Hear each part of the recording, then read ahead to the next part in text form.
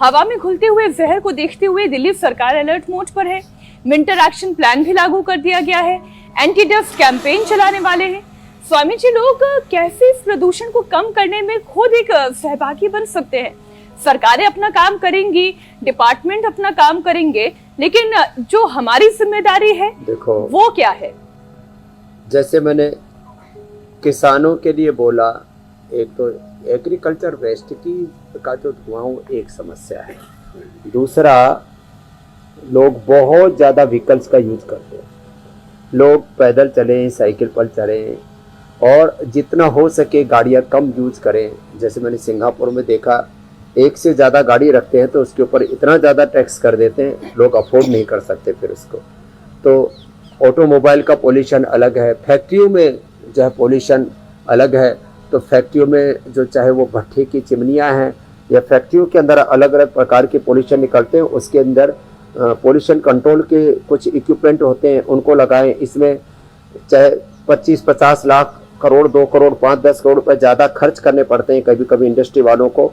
तो industrial pollution के ऊपर भी, और ये ऑटोमोबाइल का पोल्यूशन है उसके ऊपर भी, और एग्रीकल्चर वेस्ट के पोल्यूशन से लेकर के जहाँ तक धूल मिट्टी का प्रश्न है, वैसे तो बरसात के बाद में जो है मिट्टी सेट हो जाती है और आंधी आधी नहीं उड़ती है, लेकिन फिर भी जितना हो सके जो है हम जो खास करके जो कफ कोल्ड वाले हैं उनके लिए तो डस्ट पार्टिकल भी, और जो घरों में हम जो कालीन आदि रखते हैं इनकी साफ़ सफाई, पर्दों की साफ़ सफाई, डाइनिंग टेबल आदि की साफ़ सफाई ठीक से रखें और प्राणायाम प्रतिदिन करें। और जैसे मैं कह रहा था, फेफड़े कमज़ोर होंगे तो पोल्यूशन के कण उससे चिपक जाते हैं।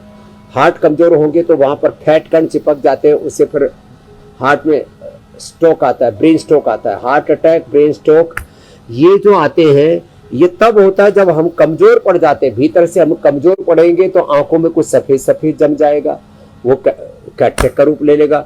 ब्रेन के अंदर भी कुछ जम जाएगा, फिर वो कोई ट्यूमर या वो स्ट्रोक का रूप ले लेगा। हार्ट में कुछ जम जाएगा, लीवर पर कुछ जम जाएगा, फैटी लीवर हो जाएगा। आंतों पर, पूरे शरीर पर फैट का पूरा लबादा हम ओढ़ करके घूमते रहेंगे। तो जो योग करेंगे ना, तो किसी भी प्रकार की अनवांटेड चीजें भीतर इकट्ठी नहीं होंगी। इसलिए प्रतिदिन योग, भस्त्रिका, कपालभाति, अनुलोम विलोम, उज्जाई और सूर्य भेदी मैंने विशेष रूप से कहा था। दाएं से लेना बार बार, बाएं से छोड़ना, ये प्राणायाम तो नियमित रूप से करना ही है। फिर 5-10 आसन भी करें। और जो मैं कह रहा था, देखो पराली की ये चटाई है जिसके मैं बात कर रहा था, ये पराली की ये चटाई है और इस पराली की चटाई पे मैं रोज सोता हूँ। ये हमारा बिस्तर यही है। आपने बोला तो मुझे याद आया तो मैंने मंगवा दिया ये। तो कितनी सुंदर, देखो कितनी सुंदर चटाई है। तो ये हरियाणा में भी बनाते हैं, राजस्थान में भी बनाते हैं, पश्चिम उत्तर प्रदेश में भी बनाते हैं। हमारे जो जैन साधु हैं वो इसी पर सोते हैं। तो ये बहुत ही मतलब अच्छी भी है और बहुत सॉफ्ट भी है। इसके ऊपर खाली ऐसे ही सो सकते हैं। हमारे जैन साधु तो ऐसे इसके ऊपर ऐसे ही सो जाते हैं, वो तो कोई इसके ऊपर बेड आदि भी नहीं लगाते और कहीं से चुभती नहीं है, बहुत अच्छी है। तो ऐसी चीज़ों को हमें प्रमोट करने की ज़रूरत है ना। हमारी चटाई भी सिंथेटिक, हमारे बेड भी सिंथेटिक, हमारे कपड़े भी सिंथेटिक, जूते चप्पल भी सिंथेटिक, हमारे साबुन शैम्पू टूथपेस्ट भी सिंथेटिक, हमारे जितने भी या हम सौंदर्य प्रसाधन यूज करते हैं वो भी सिंथेटिक।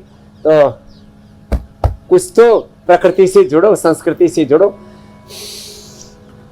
कम से कम जो हमारे इस कार्यक्रम से जितने लोग जुड़े हैं वो भी पराली की चटाई की डिमांड करें, फिर अपने आप जो है पराली जलना जो है वो बंद हो जाएगी और बाजार में पराली की चटाई आ जाएंगी। ये अच्छा तरीका है स्वामी।